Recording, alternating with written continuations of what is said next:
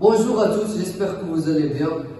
Aujourd'hui, on va vous faire une présentation sur le processeur. Donc, comme vous savez tous, le processeur est un des éléments les plus importants dans le PC. Donc, sans processeur, on n'aura pas un PC ou bien un ordinateur. C'est comme le cœur de l'ordinateur. Et pour la place du processeur, le processeur se trouve à côté de l'emplacement de la RAM, qui se trouve lui-même à côté du branchement d'alimentation. Et après cette présentation, on va passer à notre plan. Notre plan aujourd'hui, il va composer de 4 éléments. Le premier élément, on va faire tout d'abord une présentation, bien une définition du processeur. Et après, on va voir les composants de le processeur. Et après, on va passer à l'héros du processeur. Et dernièrement, on va voir les types du processeur. Alors, c'est quoi un processeur? Le processeur est le cerveau de l'ordinateur. C'est lui qui organise les échanges de données entre les différents composants, comme disque dur, le mémoire RAM et la carte graphique, et qui fait les calculs qui font que l'ordinateur interagit avec vous et affiche votre système à l'écran. Aujourd'hui, un processeur atteint les 3 GHz et certains ordinateurs sont exprimés de plusieurs processeurs. Maintenant, on va voir le rôle d'un processeur. À quoi sert le processeur? Le processeur sert à l'échange de données entre composants informatiques, notamment en ce qui concerne le disque dur, la carte graphique ou la mémoire vive. Il permet ainsi d'interpréter, de coordonner et d'exécuter différents programmes. Et maintenant, on va découvrir les éléments qui composent le processeur.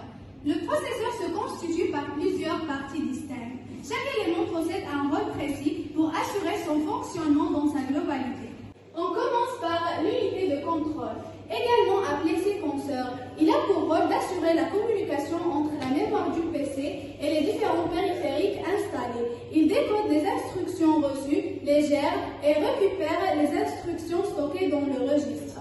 Une portion du CPU va donc décoder et configurer chaque instruction qui est traitée de façon précise par les unités de calcul. Les registres. Ils se présentent comme des mémoires internes de l'ordinateur, celles qui enregistrent et stockent l'ensemble des informations stratégiques du PC. Le registre intervient lorsque vous désirez d'ouvrir un type d'image avec tel logiciel ou quand vous créez un nouveau compte sur un site web. C'est la partie dite sensible de l'ordinateur.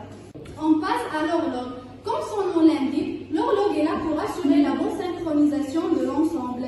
Elle mesure le nombre de cycles, qui est une impulsion synchronisée mesurée en Hertz.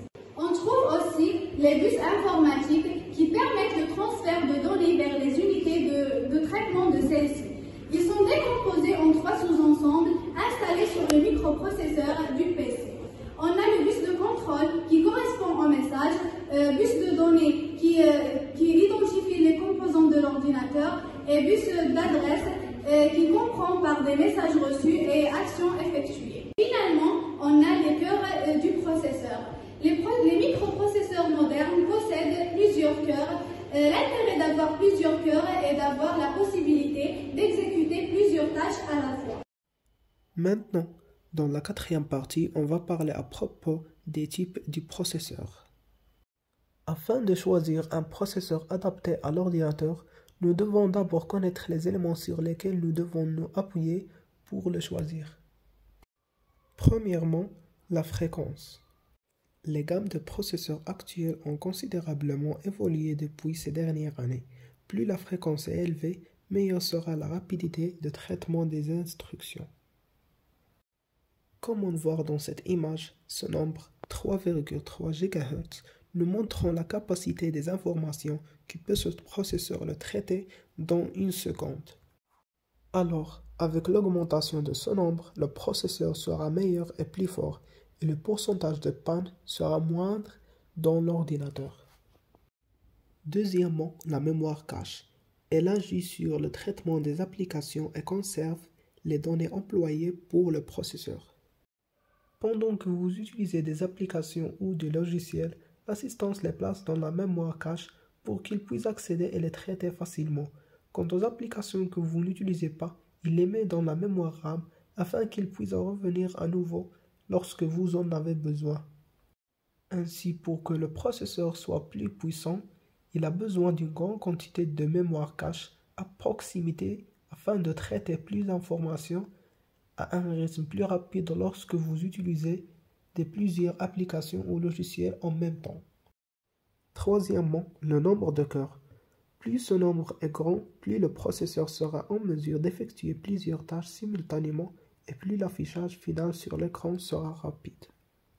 Avant de choisir le microprocesseur, il faut analyser ses besoins pour définir le type d'ordinateur dont vous avez besoin. Comme exemple, PC gamer, PC du graphisme ou du son, PC Internet et du texte. Pour choisir un processeur pour un PC gamer, on a besoin en fréquence minimum 3 GHz, pour mémoire cache 3 mégaoctets et pour le nombre de cœurs 4 à 8 cœurs. Mais pour un PC de stream, on a besoin de minimum 4,3 GHz pour la mémoire cache 8 GHz et pour le nombre de cœurs de 8 à 12 cœurs.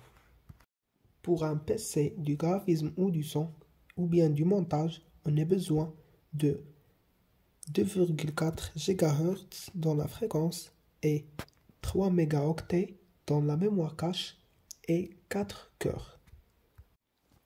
Mais pour un PC de 3D, montage de 3D, on a besoin de 3,3 GHz, minimum 3,3 GHz. Dans la mémoire cache, on a besoin de 5 mégaoctets minimum.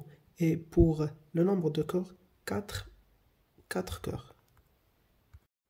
Pour un PC d'Internet et du texte, on a besoin de 2,4 GHz dans la fréquence et 3 mégaoctets dans la mémoire cache et 2 cœurs.